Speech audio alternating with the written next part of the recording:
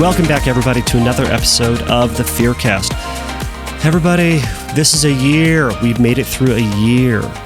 I was reflecting on this because the start of my podcast really coincides with the birth of my daughter. I think I released the first episode like a day before my wife went into labor. So seeing this little podcast grow is like seeing my little girl grow. And this past weekend, we just celebrated her first year. We had a birthday this weekend. It was Sesame Street themed. I built a Sesame Street lamppost that actually lit up. We had all sorts of people. And man, we had more people than this little introvert wanted at my house, I'll tell you. But this past year has been a blur. I think it's easy to say that both with this podcast and the various episodes we've gone through and me trying to keep my daughter from dying, it's the longest, shortest year of my life, easily speaking. So for all of you who have been listening, thank you so much. I'm never going to get tired of saying that. I'm sure you are already tired of hearing it. But again, thank you all for listening. Now, by the way, if this is your first time to the podcast, I got a little ahead of myself. My name is Kevin Foss. This is the FearCast, as you now know. The FearCast is a podcast dedicated to OCD, anxiety, and how to get your life back. We are talking about issues related to OCD treatment, about anxiety treatment, about phobia treatment, and how to try to challenge those things and how to try to get you back to the place that you want to be and get through this anxiety. Not get rid of it, not cure you from it, but to actually live with it, because OCD and anxiety don't run your life. You do, and you are not your anxiety. That's a whole separate other conversation. So I have a question coming up at the very end of this episode, but I want to start out today by talking about my dog and how my dog is like our brain. So hear me out. So my dog is a city girl dog. We adopted her when she was 10 weeks old. She has lived in a city. She does not hunt or she's not like a bird dog or doesn't do any of that stuff. She sits on a couch. She waits for me to give her food. That's her life. That's all she wants to do. So a couple of years ago, this happened. And it was the weirdest thing, and some of you folks will not like this story, but it's a reality of what happened. So my dog went through this weird phase where the little city girl dog went full dog. Full dog. Now, what that means is she started to hunt, and she kind of got good at it. It was very weird. By the way, she has since grown out of this, but for this weird phase, here's what she would do. She would actually be fast enough to catch and kill squirrels. It wasn't my favorite trick she's ever learned, but for whatever reason, she just decided, you know what? I'm going to be a full dog and I'm going to start killing squirrels. Now, what she did was, one day when I got home, I'd usually get home from work before my wife. We'd enter in through the back of the house, park in the alleyway behind the house and come in through the back door, things like that. So I come home and my dog is sitting there in the backyard, just sitting there on her, lying all the way down, just looking at me, staring at me, tongue just goofily out the side of her mouth, tail wagging like a happy little girl. I look right next to her. What do I see? Dead squirrel, just lying on its side, also tongue out, not moving, slobber all over it. This is a dead squirrel. Not like chewed up squirrel, but like just dead. Anyways, so my dog is sitting there as happy as can be. And I'm going, dog, come on. This is gross. This is gross, and this is completely unhelpful. I don't want to pick this up. I'm not going to cook this for us. Why would you do this? This is not my favorite trick. Like, learn to vacuum. I would like that. So, I'm thinking, I got to get rid of this stinking thing before my wife gets home, because she is not going to want to see a dead squirrel in our yard. By the way, I was right. So I quickly cleaned this little thing up, and I got to thinking, my dog doesn't know that I don't want her to do this. She just goes, you know what? I love my humans so much. They're so great. They give me food. They let me sleep on their couch. They're so nice. So I want to do something for them. you know what? I'm going to kill them a squirrel. Not only that, I'm going to kill it and I'm going to bring it to them to show them that I defended the realm as I'm supposed to, and I brought them a little treat that we can all share tonight for dinner. My dog thought that was super, super duper helpful. My contention is it was not. It was gross, and it was not something that was going to be helpful for the family in the least bit. Again, vacuuming, do some dishes, maybe some, light mopping here and there would be super nice. She didn't do any of that stuff. So I kind of started to think about how our brain is kind of the same way. Our brain gives us a bunch of nonsense that you and I ultimately don't want or like, but for whatever reason, our brain seems to think that this is super duper helpful for us and that we're going to like it and that we're going to look at that thought that it gives us and go, you know what? Thank you so much. So, as we've talked about on this show before, our brain's job is to try to keep us alive and to keep us from getting hurt. Now, that can be physically, that can be emotionally, however the case may be. It's trying to protect us. So our brain is scouring the future, the past, the present. It's looking around all over for things that could potentially hurt us. Now, when it kind of does, it will present this thought to us. It will kick it to our consciousness and say, hey, you, think about this. And we look at that and we go, why would I ever want to think about this? Why would I ever want to think about stabbing my cousin? Why would I ever want to think about running somebody over with my car? Why would I ever want to think about getting booed off stage by everybody at my work? I don't want to think about this, brain. Or it gets even more creative and it starts thinking about things that don't exist or have never existed or are so abstract or so disconnected from reality, and will pair it with this anxiety that we have and say, hey, you, this could potentially happen. Maybe think about that. So it's saying, hey, you, think about this as a pitfall. This could hurt you. If this really did happen, that would kind of suck, wouldn't it? So watch out for it. It's going to be something that you want to watch out for. And if you do see it, step to the side, avoid it, and when you do, you'll be happy and not hurt. You're welcome. But again, it's trying to be helpful, but you and I don't want the actual presence of that thought or that feeling that it's giving us. Now, what do we try to do? We try to fight it. I could have gone up to my dog and just yelled at my dog, hey dog, stop bringing these squirrels around the house, stop killing squirrels. I could have done that, but my dog doesn't know. She just goes, I was being helpful. What? Us yelling at our brain isn't helping either. Your brain is doing brain stuff, keeping you alive. Instead of yelling at our brain, being pissed off that it's doing it, trying to pretend like that dead squirrel thought wasn't there, trying to push it under the rug, instead, embrace it. Acknowledge it. A radical approach, and this is from acceptance and commitment therapy, thank your brain. Thanks, brain, for giving me that thought. It's certainly not one that I wanted to have. It's kind of gross and weird, but thanks. I see what you're trying to do. I respect what you're trying to do. Thanks, but no thanks. I'll pass this time. And then we move on. In the case of my actual squirrel, I put it in the trash where it belonged. It was there. But I didn't pretend like it didn't exist. And I moved on with my day. I didn't kick the dog. I just kept on going. And over time, my dog stopped doing this weird trick. Over time, your brain might not stop doing this trick, but ultimately, in part, we don't want it to stop. But the other side is, it will start to do it less.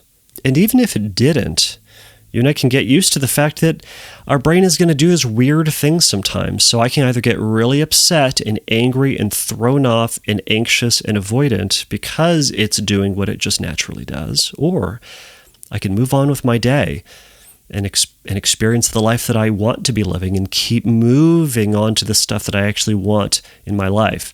In my case, I wanted to put my pajamas on and go to bed as soon as I could. What's the thing that you're wanting to do despite the fact that your brain is giving you dead squirrels? Go and do that thing despite the fact that your brain is giving you dead squirrels.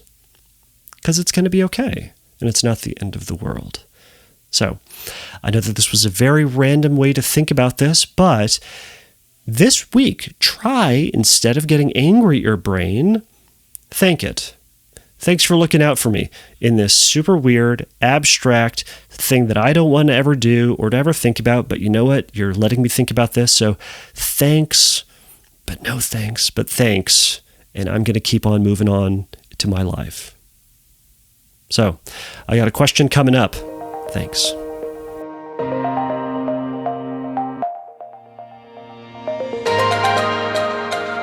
This question comes from Laura. Hi, I wanted to thank you for your recent podcasts. My husband has been struggling for months with faith doubts at scrupulosity levels, and it is all-consuming for him.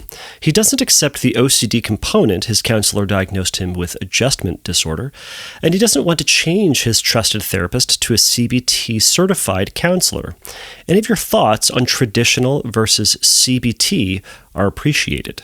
So I actually reached out to Laura and asked her if she could give me a little bit more details about this. So she followed up with that with, my husband has been going to a counselor using Psychodynamics for 5 months now. He agrees that his experience lines up very closely with OCD, pure O, as I've heard you talk about, but he likes his counselor and believes he's almost on the other side of his, quote, journey. I earnestly want to see him recover from the torment, yet he doesn't want to start over with another therapist. My questions, whether you can speak to them, I don't know, are, number 1, psychodynamic versus CBT, general differences, but also what's the timeline, therapist relationship, and experience like? 2, can the psychodynamic approach be the only solution? In other words, how hard should I push to try to replace with CBT versus letting the therapeutic process work out? He thinks he has essentially figured out CBT principles himself and doesn't need it. Number 3, how useful might a CBT workbook be on its own? I'm asking my husband to, at the very least, read through John Hirschfield's workbook. So, Laura, those are all great questions, and I appreciate you sending those in. So, this is a big topic, and this could go on, and I wouldn't want to try to get it to be too nerdy. So I just kind of want to give a little bit of an overview about how these two approaches differ, what are some things that you could expect in the process. So to start with CBT, CBT is a combination of two different approaches, cognitive therapy and behavioral therapy. It uses some of the advantages of both and builds on the advantages of both for the ultimate goal or for the ultimate result in treatment. The basic premise of CBT is that our thoughts are going to influence our behaviors. In other words, that the interpretations of the thoughts that we have, if we can rethink the way that we think about our thoughts, then that will translate into different behaviors in regards to those thoughts or to the stimuli that brought about those thoughts. Because again, as we've been talking about with a CBT approach, everything that you and I are ever going to think, experience, have relationships with, or the types of relationships we're going to have, rather, they're all neutral, but the interpretations we give of them is what's going to make them good or bad, wanted or unwanted, things like that. Another basic premise of CBT is that we are not beholden to our past. In other words, that we can change and that we aren't constantly fighting all of our early childhood experiences. We'll talk a little bit more in the psychodynamic approach. But ultimately, it's a more here and now type of approach that is going to look at your current thoughts, your current interpretations of the world around you, and then how you're responding and interacting with that world in a increasingly functional way. CBT for OCD is part of what we call the gold standard of treatment. So it's cognitive behavioral therapy and exposure and response prevention, and along with medication. The combination of those things, usually called the gold standard. It's research shows that it's the most beneficial. It shows it over and over and over again. And again, one of the reasons why that is because, again, it focuses on just the here and now, the thoughts that we're currently having. Not the stuff that will happen or the stuff that has happened, but what are we currently experiencing? Because with OCD, anxiety pulls us out of the present and into our, feared future or our disastrous past or whatever the case may be. So bringing ourselves back to just what we're presently experiencing, we can have a greater understanding, not a greater understanding, we can have a more reasonable and balanced understanding of viewing our actual experience, our actual thoughts, not what may happen or what has happened, and our memory of what has happened, things like that. For a CBT approach, generally speaking, we say treatment for OCD or anxiety takes about 3 to 6 months of regular weekly treatment. Now, of course, that can be a lot longer. Of course, that can be a lot shorter. But on average, we want to say anywhere between 3 and 6 months is a good range to consider. Also, the dynamic between the therapist and the client is going to be more of an even playing field. You can consider it as more of a collaborative process where we're trying to work together towards a common goal. And by the way, the first session, generally speaking for CBT, is where we're going to start to talk about what the client's goals are for the treatment. So you can think about it as whatever your goals are my goals, because I don't want to push someone to be something they don't want to be. So we want to find out what their end result is, what their ideal end result is, and we'll talk about whether or not that's a reasonable goal to get to. But again, it's going to be more of a collaborative process to try to figure out where they ultimately want to go. Now, with that, the dynamic between therapist and client is also, you can kind of think about it as this. The therapist will be the professional, while the client is going to be the expert on themselves. So what that means is the therapist is going to have a whole bunch of experience working hopefully as a therapist, have a lot of knowledge, a lot of experience with the different conditions they're working with for OCD and anxiety, things like that. However, the client is going to be the expert when it comes to them, meaning there's not going to be any interpretation, there's not going to be any assumptions and directives as to what you, the client, are thinking or feeling during the process, but rather allowing the client to be honest about what they actually are feeling and what they actually have been going through. So psychodynamic treatment is going to be a little bit different. And generally speaking, the word psychodynamic kind of comes from the theory put out there by Sigmund Freud, the classic type of psychotherapy that you see with the couch and the whole thing. Oftentimes, the word psychodynamic as a treatment can kind of be synonymous with general treatment. A lot of people will say they are a dynamic type of therapist. And again, to go into what psychodynamic means in a modern perspective would be a lot longer and a lot more boring than I think I really want to get into for us here today. So not knowing the exact type of therapy that your husband is going through, though you do say it is psychodynamic, I can't really make a whole lot of assumptions as to how strict or in what category they're coming from. So I'm just going to speak about this in broad generalities. So the goal of psychodynamic treatment is to get a full understanding of the true nature of the problem, why it's there, what's been going on. At which point if they fully understand the issues themselves, plus the psychological conflicts will be fully resolved and therefore will disappear. That's kind of the goal. And the therapy is going to be an exploration of how the symptoms root in your early childhood relationships with your parents and early childhood experiences. This is why, classically speaking, you'll see a lot of therapists ask about your childhood and your relationship with your mom and what your siblings were like and things like that. So the theory is from those early childhood experiences and how one worked through various conflicts and through the types of relationships that you had.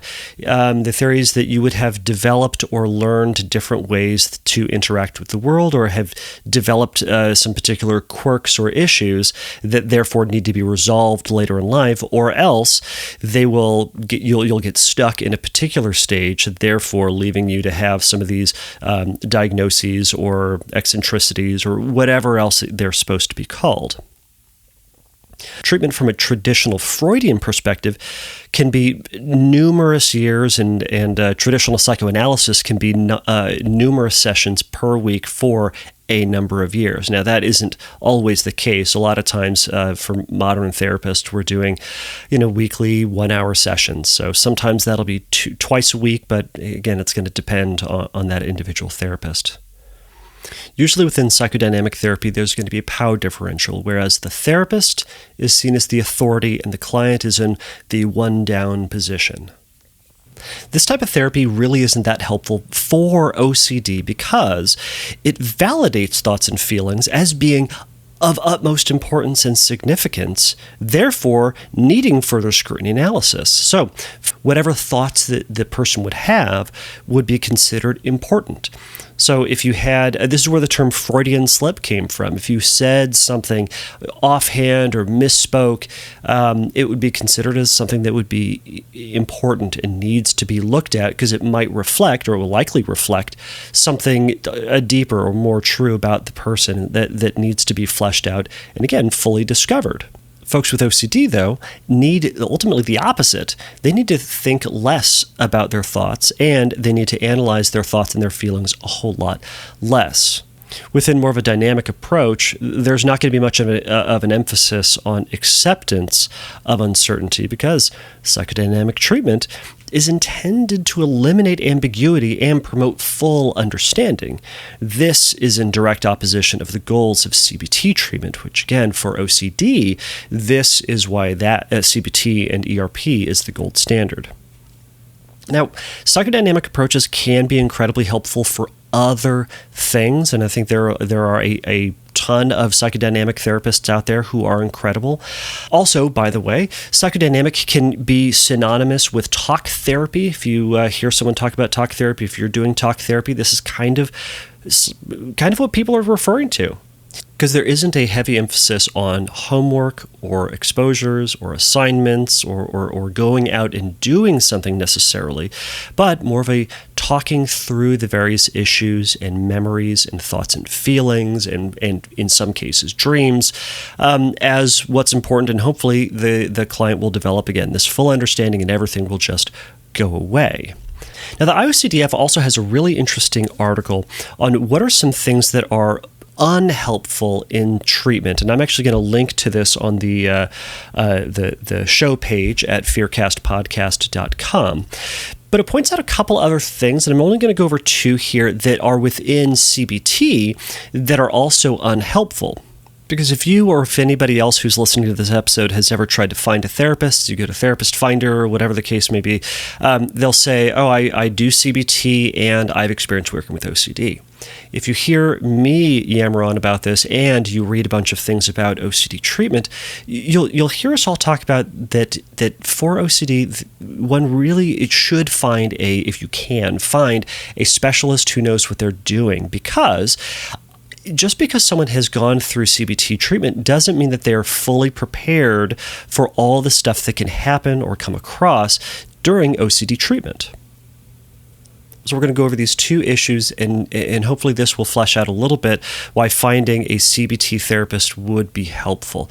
So two things. One problem they're talking about is called thought stopping, and the other is called cognitive therapy. The second will require a lot more discussion, but the first one, thought stopping. So this is an approach, and I was even taught this in school, but everybody who goes through therapy school, graduate school, they learn about this thing called thought stopping, and it's done in a number of different ways, but you can think about it like this. This is the basic premise.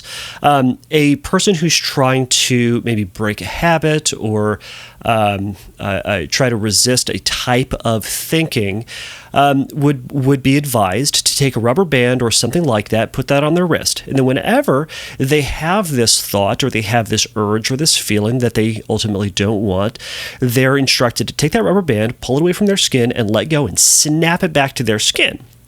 The theory behind this is that, well, that's going to hurt. So the snapping of the rubber band is going to create a negative association with that thought.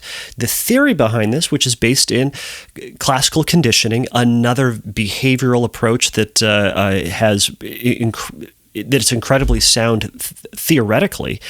With that negative association, it's going to slowly reduce the presence of that thought. Now, by the way, I keep saying it's going to make a negative association.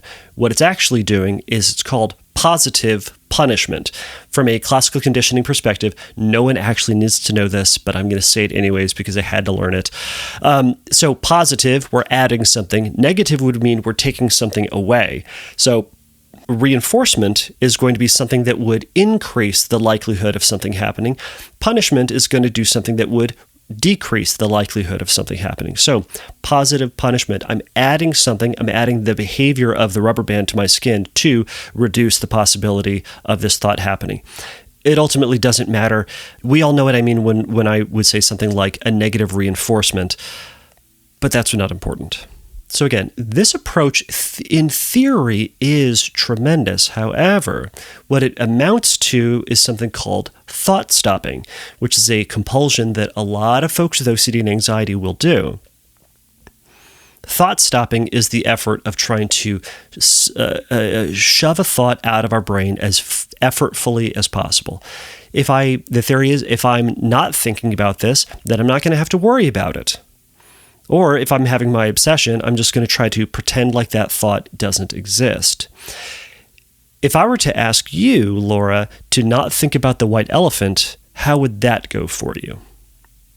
Probably not good, because when we say don't think about X, what we do is we make a rule about that, and we say that this thought now is incredibly important. Don't think about the white elephant. All right, here's my white elephant that I'm thinking about, so don't think about this. Now, instead of not thinking about this, which is my goal, I have put it on a pedestal and put a bunch of spotlights on it and made it the most important thing, and now thinking about it twice as much as I normally do, because every other thought that then comes in is compared against this thing. Is this new thought a white elephant? No. All right, how about this new thought? Is this one a white elephant? No. So everything is considered a white elephant. Thought suppression in the long run is not helpful. This is why thought stopping as an approach is also not helpful. But if someone goes to see a therapist who specializes in CBT, and also probably talk therapists will do this too, it's not helpful. So secondly, cognitive treatment. Now, why is cognitive treatment not helpful? So cognitive treatment is indeed part of CBT. It's the C part of it. From cognitive therapy perspective, the premise is that the thought itself is the problem. Therefore, correcting the thought will result in reduced symptoms or reduced distress. So the article on the IOCDF website has an example of what this would really look like. So the example goes like this. If I fail an exam, I become depressed, not because of my grade per se, but rather because of what I might tell myself about the grade, i.e., I am a failure, quote, I'm a failure. The aim of cognitive therapy is to help the person gather evidence for or against such faulty thinking patterns. So the example here, I might have failed an exam, but I succeed in many other things. I can learn from this failure, etc. So trying to challenge this faulty thinking pattern to develop more helpful ways of thinking that lead to more appropriate and more helpful emotional responses. So the example here, failing the test is disappointing. It means I need to work harder to pass my next test. So while all that's really helpful, and I'm going to be an advocate of the cognitive components within CBT for OCD, so you've heard me talk about using cognitive restructuring and challenging one's thoughts as part of CBT. Now, this can become incredibly compulsive for a certain subsection of folks going through treatment. It can be incredibly unhelpful if it is intended, if the process of cognitive restructuring or the cognitive points of CBT are used to find certainty and to think better and to try to find a right way of thinking. That can be unhelpful. However, it can be incredibly helpful if it provides a firmer grounding to accept the uncertainty that leads then to exposures. So back to the example of failing, a way that this would be helpful for CBT, provided the resulting fear of tests or of standardized testing or something to that effect would happen because of this failure, and the person's then doing compulsive avoidances or reassurances or wildly excessive studying, and they're experiencing a tremendous amount of distress surrounding tests. Then the cognitive restructuring for that would certainly have a balanced perspective as to yes, you did fail this one test, but you succeed in a whole bunch of other areas, which is tremendous. So we'd work to challenge the thought that I am a failure. One, we would, within OCD or anxiety treatment, we'd work to accept that, yes, you are having a thought through cognitive restructuring, looking at whether or not you are truly a failure? Is there evidence to say that perhaps you're not fully a failure, things like that?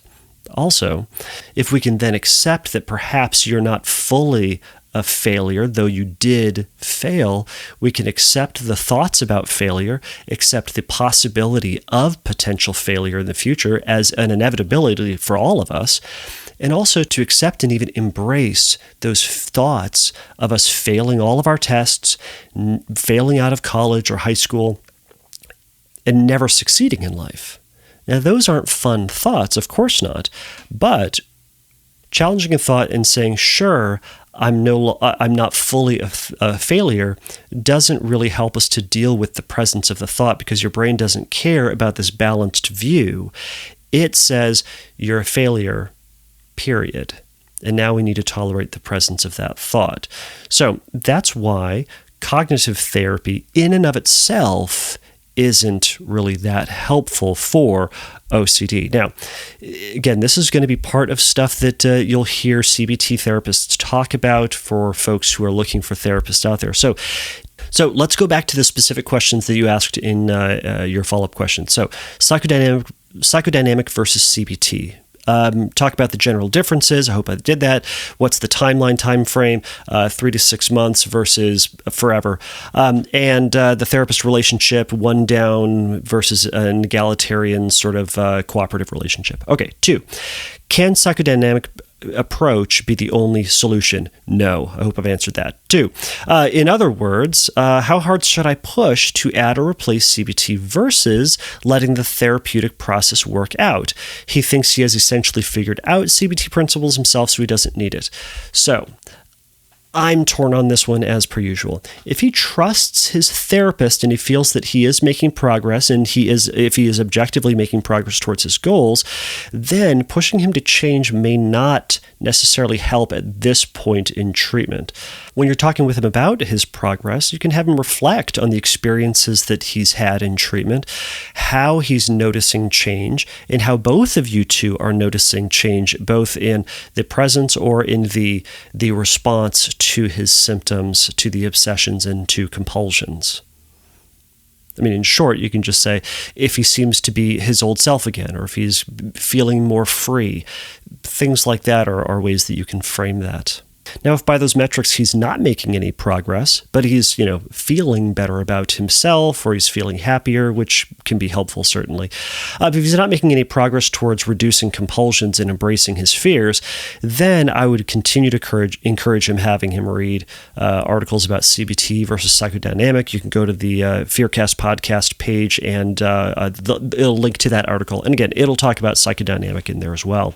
Now, as you've also heard me before, CBT is also not the only approach out there for OCD. Acceptance and commitment therapy and other mindfulness-based approaches can also be incredibly helpful. Again, with ACT, there's not really going to be a heavy focus on exposures, but if one is doing ACT as it's intended, you will be addressing your fears through the course of you living your life. In other words, through living your commitments. But that'll be for a whole separate conversation. All right, to your last question. How useful might a CBT workbook be on its own? I'm asking my husband at the very least read through John Hirschfield's book.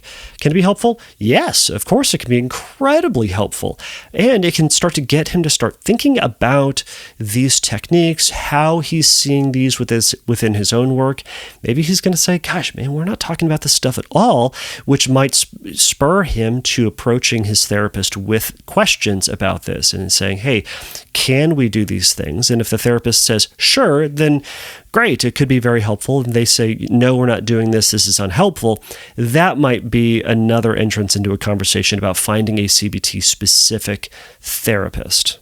Okay, Laura, I know that my answer was probably both long-winded and yet not exhaustive. So I appreciate you hanging out. I hope this helps answer your question.